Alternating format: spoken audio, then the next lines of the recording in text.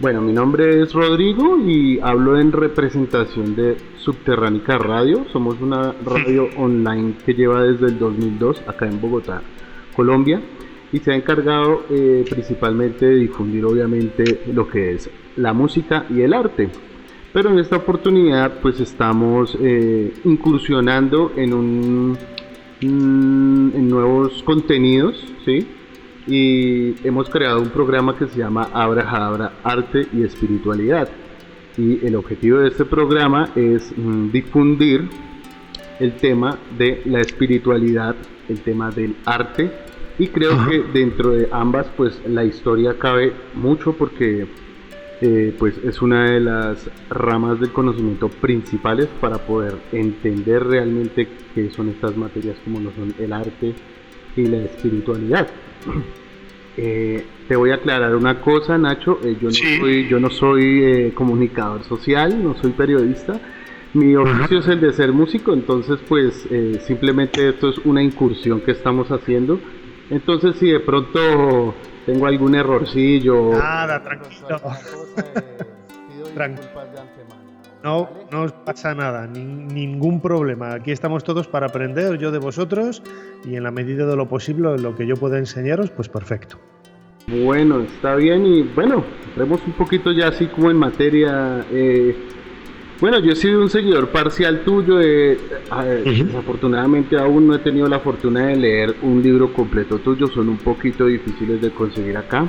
Pero he visto obviamente tus videos, he visto tus entrevistas, tus programas y la manera en cómo tratas todo este tema de el antiguo Egipto, que pues es una de las civilizaciones creo que ha influenciado en casi todos los campos del conocimiento. Entonces pues me parece muy interesante tu postura y pues si quieres te lanzo esta primera pregunta. Sí. Que sería la siguiente. ¿Tú crees, sin recurrir obviamente a teorías de lo paranormal ni nada de cosas paranormales, tú podrías nombrarme realmente misterios de Egipto que aún queden latentes, ¿sí? Que aún sigan latentes y que sigan siendo materia de estudio? ¿Qué misterios podrías de pronto citar principales del antiguo Egipto? Pues mira, si me preguntáis por misterios del antiguo Egipto que todavía están vigentes, yo diría que la propia cultura en sí, claro, pero esto es muy genérico, ¿no? Y esto también es muy ambiguo. Pero seguramente que tus oyentes querían que yo concretara algunos aspectos más, y desde luego que los hay. Hay un clásico que es la construcción de las pirámides. Es cierto que hay infinidad de teorías al respecto, pero realmente desconocemos cómo se hicieron. También es cierto que no podemos generalizar, es decir, no todas las pirámides son como la gran pirámide de Keops, que está en la meseta de Giza, pues con casi 150 metros de altura, 230 metros de lado y millones o cientos de miles de bloques de piedra en su construcción. Pero aún así desconocemos cómo se hicieron las pirámides. Se habla de rampas, y se habla de rampas porque los propios egipcios, en algunos documentos y en los restos arqueológicos que han llegado hasta nosotros, parece que nos están mostrando la utilización, el empleo de estas rampas para la elevación de las piedras, pero aún así esto no explica la precisión, la exactitud y sobre todo cómo pudieron haber logrado esa orientación tan exacta, tan precisa hacia los puntos cardinales, y sobre todo algunas partes del interior de las pirámides. En este caso estoy pensando, por ejemplo, en la gran pirámide de Keops, en la meseta de Giza, orientadas, como digo, hacia constelaciones, hacia estrellas, hacia momentos muy claros del deambular, del viaje del Sol por el firmamento. Entonces, esto quizá es uno de los grandes enigmas, uno de los clásicos que a partir de ahí abre las puertas a otros misterios no menos apasionantes, como el transporte de la piedra, como el trabajo de las propias piedras, etcétera, que en definitiva son preguntas que todavía no tienen respuestas, aunque sí que es cierto que hay infinidad de teorías, de hipótesis de trabajo para intentar demostrarlo, pero no es menos cierto, insisto, que no hay una respuesta clara, una respuesta taxativa que nos diga los antiguos egipcios lo hicieron de esta manera, ¿no? Sí, entonces no es tangible tal vez, ¿no?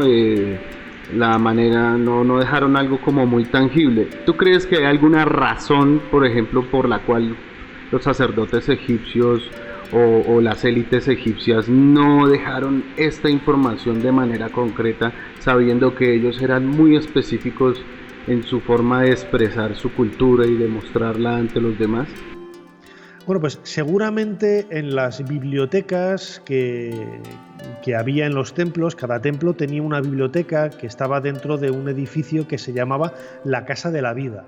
La Casa de la Vida sabemos que era una especie de institución dentro de cada uno de estos recintos sagrados en donde se enseñaban pues todo tipo de ciencias, de literatura, de matemáticas, de astronomía, de lengua, de magia, de religión, de simbolismo. Y sin embargo, esas bibliotecas que estarían repletas de rollos de papiro en donde contenían esta sabiduría, por desgracia, no ha llegado hasta nosotros. Y únicamente nosotros tenemos que reconstruir ese pasado a través de los pocos materiales físicos que han llegado hasta nuestros días, ¿no? Antes decía, por ejemplo, las rampas, las pocas rampas que hemos heredado, bueno, pues tenemos que sospechar, tenemos que intuir que efectivamente las utilizaron para construir estas pirámides. Hay otros investigadores que dicen que no, que esas rampas las podrían haber utilizado grupos de personas tiempo después para desmontar estas pirámides, ¿no? Y reutilizar esas piedras, pero realmente no lo sabemos, ¿no? Los pocos papiros que han llegado hasta nosotros, hay muy pocos papiros matemáticos, por ejemplo, como el papiro Rind. Este papiro nos habla únicamente de una serie de claves matemáticas que, bueno, que se acercan un poco de lejos a la verdadera a los verdaderos métodos que se pudieran haber utilizado para construir, por ejemplo, las pirámides, ¿no? En los relieves, en las pinturas de algunas tumbas han llegado representaciones de cómo era ese trabajo con la piedra, de cómo era ese vaciado de los vasos. Vemos a los egipcios utilizando una serie de herramientas manuales. Tenemos que pensar que no nos están engañando, y estas herramientas parecen primitivas entre comillas, ¿no? Porque muchas veces nos olvidamos del concepto del tiempo que tenían ellos. Estaban construyendo para la eternidad, estaban trabajando objetos para la eternidad, y eso es lo que tenemos que tener en mente. Nosotros, como personas del siglo XXI, siempre pensamos en una inmediatez, en una rapidez para ya, ¿no? para ayer. Y sin embargo eso no tenía sentido en el antiguo Egipto. Quizá si se hubieran conservado los papiros que formaban ese conocimiento en las bibliotecas, pues tendríamos pues más idea, sabríamos más de cómo lo hicieron, ¿no? Pero como no han llegado hasta nosotros, se han perdido todas, no solamente la famosísima Biblioteca de Alejandría, que se perdió desde el siglo I antes de nuestra era hasta la Edad Media. La Biblioteca de Alejandría lo fue perdiendo absolutamente todo. Bueno, pues quizás si tuviéramos ese conocimiento, insisto, podríamos saber algo más, ¿no? Pero eso es lo que nos abre infinidad de enigmas, y sobre todo el interés que suscita y genera los hombres y mujeres de la actualidad, ¿no? Nosotros, como científicos, como curiosos, tenemos que adentrarnos en el mundo del antiguo Egipto a partir de preguntas, a partir de cuestiones, y eso es, insisto, lo que le convierte en una cultura tan enigmática y tan sofisticada al mismo tiempo, y a la vez pues muy atractiva, ¿no? Sí, eso es realmente como lo fascinante que tiene esta cultura, y pues realmente no nos deja pues indiferentes a ninguno, ¿no? Realmente entonces esta cultura en sí es un misterio total sin tener que recurrir obviamente a cosas paranormales. ¿Es cierto eso? Desde luego que sí. O sea, yo tenía un maestro que también fue muy conocido en Latinoamérica, que era Fernando Jiménez del Oso. Fernando Jiménez del Oso fue en la década de los 70 y los 80 un divulgador del mundo del misterio, de lo paranormal también. Y yo recuerdo que cuando trabajaba, él falleció hace ahora exactamente 15 años, pues él me decía, Nacho, no hay por qué engañar a nadie con teorías de extraterrestres o teorías insólitas de la Atlántida o nada parecido, que tampoco estamos negando la existencia de esos fenómenos o de esas partes de la historia, ¿no? Pero desde luego el mundo egipcio está repleto de enigmas que hoy por hoy no tienen una respuesta clara y que, insisto, como te decía ahora, Rodrigo, lo convierten absolutamente todo en algo maravilloso y muy atractivo, ¿no?, para la investigación del ser humano. El día que nosotros conozcamos absolutamente todo del Antiguo Egipto, pues será uno de los momentos más tristes, ¿no?, de la historia, porque habrá perdido gran parte de esa fascinación y de esos enigmas innatos que tiene el ser humano cuando se enfrenta al pasado, y lo que lo convierte en algo, como digo, pues muy atrayente y con muchas ganas de ser estudiado e investigado. Qué bien, qué bien. Me parece súper lo que dices y lo que nombras, a quien nombras a este señor Jiménez del Oso, que obviamente sí acá en Latinoamérica fue bastante conocido. Yo personalmente fui y soy un seguidor de este señor, porque pues me gustaba mucho el balance que le daba como a la forma en cómo mostraba estos temas, sin ir demasiado hacia el fanatismo de pronto o sin cerrarse demasiado. Era un balance muy muy bueno que le da una claridad bastante profunda a estos temas y recuerdo bastante ese debate de la pirámide donde tú salías. Era algo increíble, de verdad fue algo épico y qué lástima que no se hagan esos programas ahora actualmente en televisión con ese espíritu, ¿sí?, de querer aclarar estas cosas sin tener que ir a ideologías, sin tener que ir a fanatismos. Y eso pues de mi parte pues me parece admirable. Bueno, quiero también preguntarte algo acerca de la investigación de este señor Robert Bauval. ¿Tú qué opinas de la teoría de la correlación de las pirámides? ¿Sí es verosímil esto que él afirma, que están construidas, que son un reflejo del cielo sobre la tierra? Eso dentro de la egiptología, ¿qué tan aceptado ha sido? ¿Sí se ha considerado? Pues mira, yo tengo mucha amistad, soy muy amigo con Robert Bauval. Él además vive en España, vive en Málaga, al sur de España, en Andalucía, y lo conozco desde hace muchísimos años. Yo tuve la oportunidad de conocerle por primera vez en el año 1997 en Londres, en una charla que daba en la Sociedad Teosófica de Londres. Acompañaba yo a Javier Sierra, un escritor y periodista también, divulgador de muchos temas históricos vinculados con el mundo del misterio.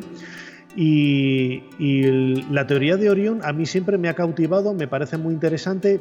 Hay cosas que yo corregiría y que he debatido con él en muchas ocasiones, pero el sentido global de esa teoría a mí me parece muy acertada, en el sentido de que nosotros, quizá lo que decía antes, ¿no?, estamos condicionados por esa inmediatez y por intentar explicar el pasado con conceptos del presente, que es algo que por desgracia hoy está muy de moda, ¿no?, el presentismo histórico, ¿no?, el revisionismo histórico, ¿no?, que a mí me parece pues una aberración. El historiador como tal lo que tiene que hacer es contar las cosas que sucedieron en el pasado sin entrar a valorarlas desde un punto de vista ético o moral, ¿no? Pues no voy a entrar ahora porque tampoco es el lugar, ¿no?, pero es ahora que está muy de moda, ¿no?, hablar de que si Colón fue un genocida o no. Bueno, pues Colón fue lo que fue en el siglo XV y comienzos del XVI. No tenemos por qué entrar a valorarlo con los valores morales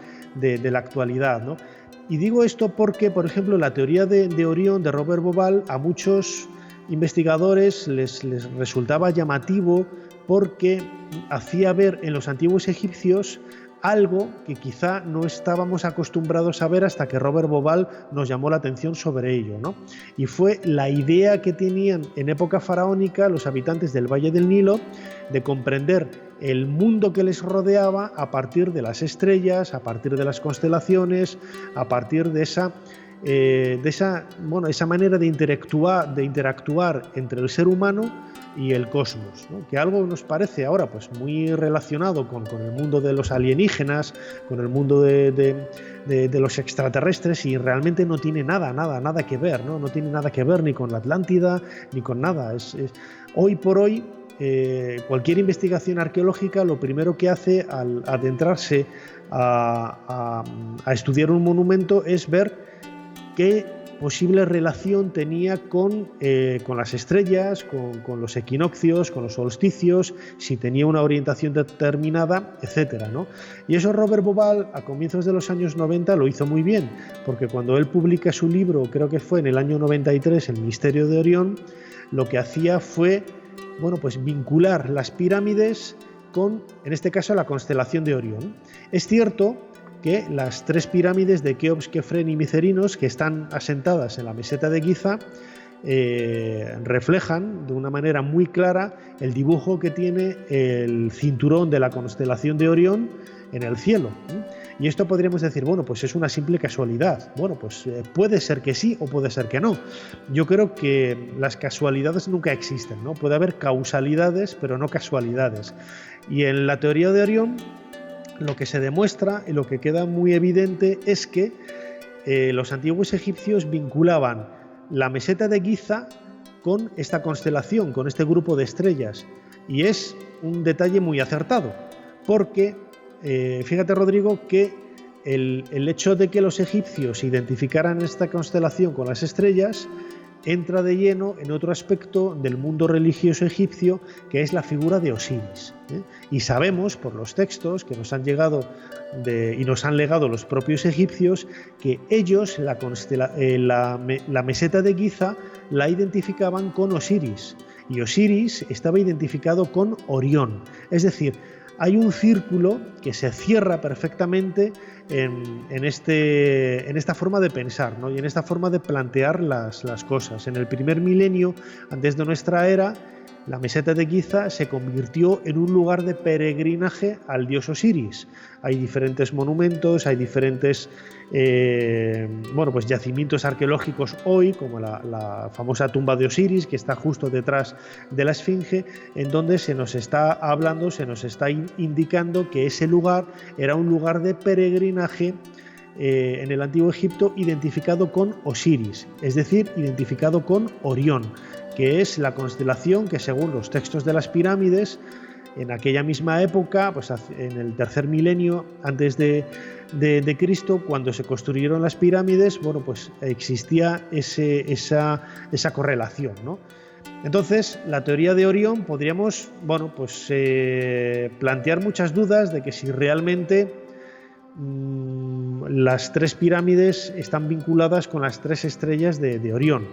Pero, desde luego, nadie puede negar que la meseta de Giza en el tercer milenio antes de nuestra era, es decir, cuando se levantaron las pirámides, estaba vinculado con esta constelación y, en definitiva, con Osiris, que era el dios del inframundo, el dios de la muerte, es decir, todo aquello que aparece perfectamente marcado en los textos de las pirámides y que nos está hablando de algo que hoy todavía no alcanzamos a comprender en su totalidad, pero que abre una puerta muy grande a que la teoría sea real. Y te digo algo más, ya con esto acabo esta pregunta, Rodrigo. Cuando los egiptólogos, por ejemplo, Mark Leonard, Zahi Hawass, comentan la teoría de Orión en sus publicaciones, es decir, cuando ellos niegan la teoría de Orión, es porque realmente esta teoría por lo menos está basada en argumentos científicos y merece ser tratada en un libro de divulgación. Es decir, Los Mark Leonard u otros egiptólogos, Hawass, no entran a valorar al detalle teorías vinculadas con el mundo de los alienígenas, de los extraterrestres, de lo paranormal, etcétera. Lo generan, lo mejor dicho, lo explican todo dentro del mismo concepto de locura modernista, de locura del presente, y sin embargo la teoría de Orión tiene sus adeptos, tiene sus seguidores, porque tiene sus elementos científicos que así lo avalan como tal, ¿no? Prueba de ello es que ella apareció por primera vez a comienzos de los años 90 en una revista de divulgación científica egiptológica, ¿no? que es lo que le presentó para el gran público y también para la comunidad científica de entonces. Sí, creo que ha sido una de esas teorías heréticas, por así decirlo, entre comillas, Sí. que ha sido aceptada, ¿no? Que ha sido de alguna forma considerada. Pero bueno, cambiando un poquito de tema y ya que te metiste un poco más a lo de la religión egipcia, yo conozco obviamente estas cronologías del Manetón y el papiro de Turín, que obviamente considerarlas desde la arqueología es inverosímil, ¿sí? Pero mi pregunta es, ¿de dónde entonces podría surgir, ¿sí?, este sentimiento o este conocimiento, o hay algún indicio que nos explique cuáles son los orígenes de la religión egipcia? Si son ajenos a otra cultura, si vinieron, por ejemplo, del Sáhara, o hay algún indicio que nos pueda dar luz de cómo se origina esta mitología, toda esta serie de mitología que puede que obviamente o creo que está manifestada en las cronologías de Manetón y el papiro de Turín. Bueno, pues realmente no lo sabemos. El texto religioso más antiguo del Antiguo Egipto y también el más antiguo de la humanidad son los textos de las pirámides, que antes he comentado. Es una recopilación de fórmulas, de pasajes que aparecen por primera vez durante el reinado de Unas. Están grabados en su pirámide en Saqqara, al sur del Cairo, y pertenecen grosso modo más o menos hacia el 2400-2450 antes de nuestra era. Ahora bien, el mito de Osiris aparece tan desarrollado en ese texto que es imposible decir que, por ejemplo, Osiris nació precisamente en ese año 2400, 2450, 2500, redondeando grosso modo antes del presente, ¿no? Antes de Cristo. Todo indica a que hay una tradición oral mucho más antigua que hunde sus raíces seguramente en el tercer milenio antes de nuestra era, antes de Cristo, pero que no había sido puesta por escrito, y que por primera vez en esos textos de las pirámides se decide, bueno, pues, colocarlo de la manera que hoy conocemos, ¿no?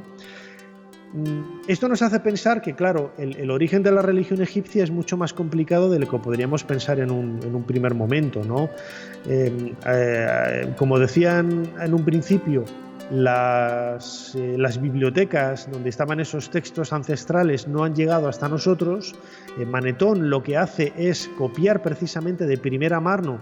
Él era un sacerdote del siglo III antes de nuestra era. Bueno, pues él seguramente debió de tener acceso a esas bibliotecas, a esos documentos de la Casa de la Vida, en donde se nos hablaba del origen de la religión y del origen del pensamiento y de la filosofía de los antiguos egipcios, ¿no? Al no tener nosotros esos documentos, bueno, pues tenemos que tirar de aquí y de allá para poder intentar conocer cuál es el origen de la religión egipcia, y realmente es muy difícil para nosotros, ¿no? No sabemos cuál es el origen de la diosa Isis, no sabemos cuál es el origen de Anubis, no sabemos cuál es el origen del dios Thoth, no sabemos cuál es el origen de la diosa Vaca Hathor.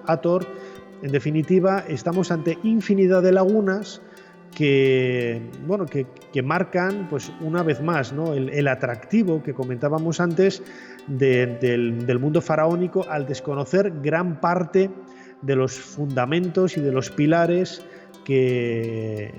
bueno, pues que forman su cultura, ¿no?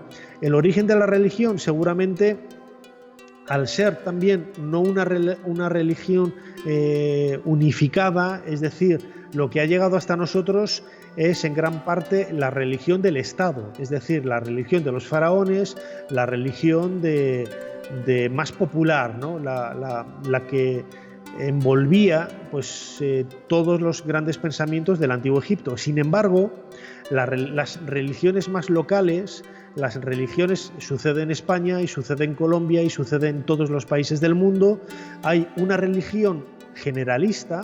Nosotros aquí somos de tradición y de religión cristiana y, sin embargo, cuando te acercas a cada pueblito, a cada aldea, a cada pequeña iglesia, vemos que en el entorno más íntimo de esos lugares pequeños se adora a un santo, se adora a una virgen y se adora, bueno, pues a lo que seguramente en el pasado serían divinidades locales, ¿no? Santos locales o divinidades locales. Bueno, pues algo muy parecido debió de suceder en la religión egipcia, en donde hoy conocemos a grandes rasgos la mitología de Osiris, de Isis, por algunos pocos textos que han llegado, pero eso no significaba que en todas las ciudades, en todos los pueblos, se adoraba a esos mismos dioses, ¿no? Porque seguramente existía esa divinidad local que era el dios Thoth, que era el dios Anubis, que era el dios Honsu, que era la diosa Sekhmet, la diosa Bastet, pero que con el paso del tiempo todos ellos han ido, bueno, pues siendo absorbidos por esa religiosidad del Estado que les ha dado forma y que les ha dado un aspecto, vamos a decir, determinado o generalista o generalizado, ¿no? Sin embargo, claro, cuando nos adentramos a conocer cuál es la raíz, el origen de todo ello, es cuando nos encontramos con un muro muy sólido, un muro insondable, un velo muy denso que no nos permite ir más allá atrás en el tiempo, ¿no? Y que hace que nos encontremos con mitologías, con aspectos pues, muy difíciles de comprender, ¿no? Muchos investigadores, muchos egiptólogos creen, por ejemplo, que Osiris pudo haber sido, bueno, pues un santo o una persona destacada en el tercer milenio o en el cuarto milenio antes de nuestra era, del que no quedan textos escritos. Es decir, estamos ya en la prehistoria. La diferencia que hay entre la prehistoria y la historia es precisamente que en la historia comienza cuando empieza a haber textos, cuando hay escritura y cuando el ser humano pues, tiene la inquietud de escribir y de poner sobre un papiro, en este caso, pues el relato de los hechos protagonizados por el ser humano. Eso es lo que da el inicio a la historia, pero antes, en la prehistoria, debió de haber también un tipo de creencias, ¿no? Y todas ellas, que hoy se nos escapan, es la base de la religión egipcia que hoy conocemos y que ha llegado hasta nosotros pues con 3000 años, desde el 3000 antes de Cristo hasta el cambio de era cuando llega Roma. Y hay un cambio absolutamente radical en la política, en la sociedad y en la historia de Egipto, del Valle del Nilo. Bueno, pues en esos 3000 años hubo especulación religiosa, hubo cambios, al igual que los ha habido en Occidente y en América después de la conquista española, en donde las religiones locales son absorbidas por el cristianismo y adaptadas a la nueva forma de pensar, ¿no? Bueno, pues tenemos que plantearnos todas esas dudas y todos esos enigmas a partir de esa realidad, ¿no? Que para el historiador, para el arqueólogo, es muy difícil de afrontar. Perfecto. Sí, esto de la estructura religiosa que manejan los egipcios pudo ser una influencia fuerte para Occidente. ¿Tú crees que, por ejemplo, los romanos, los griegos, incluso ya los cristianos como tal, tomaron de esas estructuras de los ritos, de los sacerdotes, de toda esta estructura de dioses, semidioses, estas religiones que ahora obviamente la cultura griega o el cristianismo que imperan todavía, que todavía nos siguen influenciando, toman sus fuentes en Egipto, o qué tanto tomaron de Egipto? Hombre, desde luego yo creo que no hay ninguna duda de ello, ¿no? El cristianismo, cuando nace en el siglo I de nuestra era, a la muerte de Jesús, sus seguidores lo que hacen, que Jesús era judío, no lo olvidemos, y sus seguidores todos eran judíos, lo que hacen es construir una nueva fe a partir de los pensamientos, a partir de las tradiciones que estaban más asentadas, ¿no?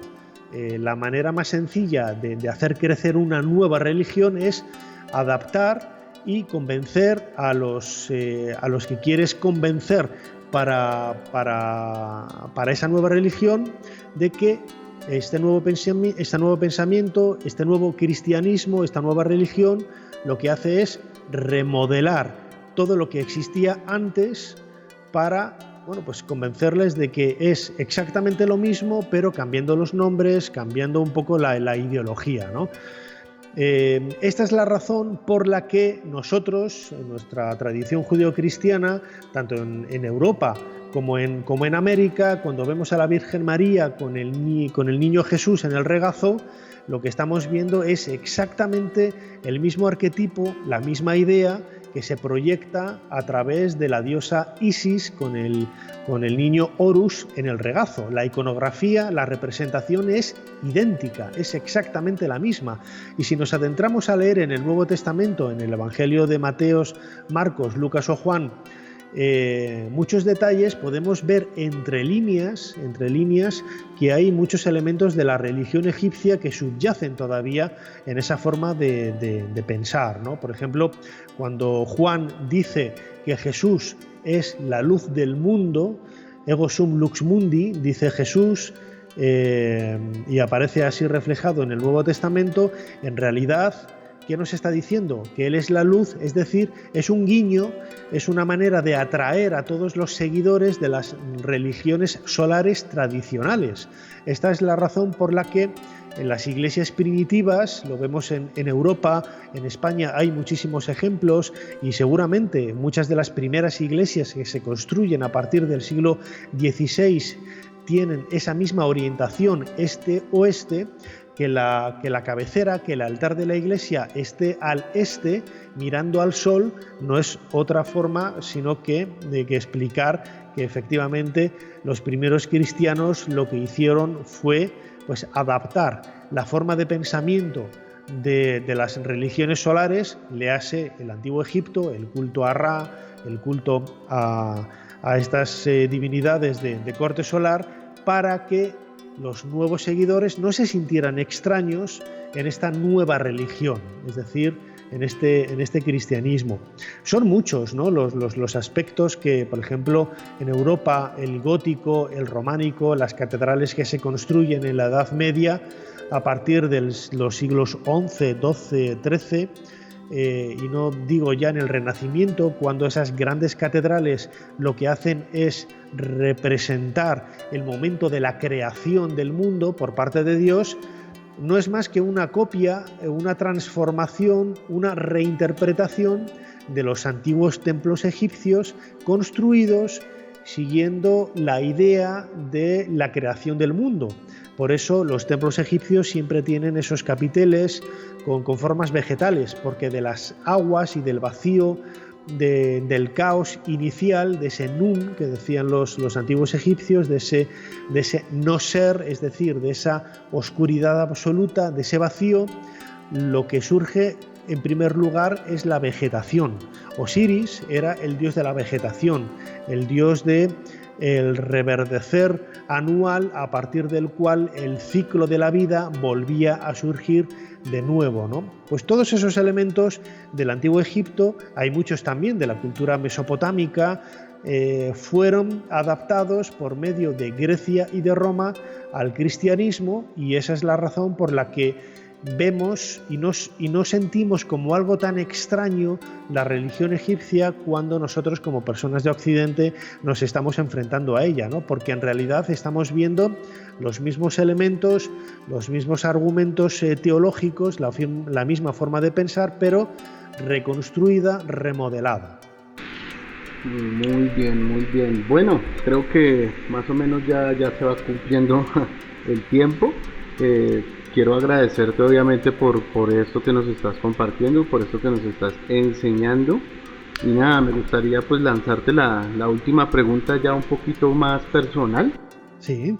Entonces, como ya te había dicho al inicio, he sido un seguidor parcial, obviamente, de tu trabajo y en un tiempo pues yo observaba en tus comienzos una posición un poquito más herética, más Sí, pasional, tal sí. vez, y ahora eres más de pronto ortodoxo, eres un poco más rígido. Y mi pregunta sería la siguiente, de esa época que tuviste, de esa época tal vez un poco más pasional, más herética, eh, ¿conservas algunos de tus conceptos y también algunas de tus, por ejemplo, formas de abordar el conocimiento, la forma en cómo estudias ahora? Ujú. Bueno, pues fíjate, nos ha sucedido a muchísimos, ¿no? Mira, Flinders Petrie, que es considerado el padre de la arqueología, llegó a Egipto atraído por lo que en aquella época de finales del siglo XIX se llama piramidología, ¿no? La piramidología es una disciplina, no es científica, pero es una disciplina que intenta reconstruir el pensamiento moderno a partir de una suerte de medidas, de profecías que supuestamente estaban en la Gran Pirámide y en otras pirámides, ¿no?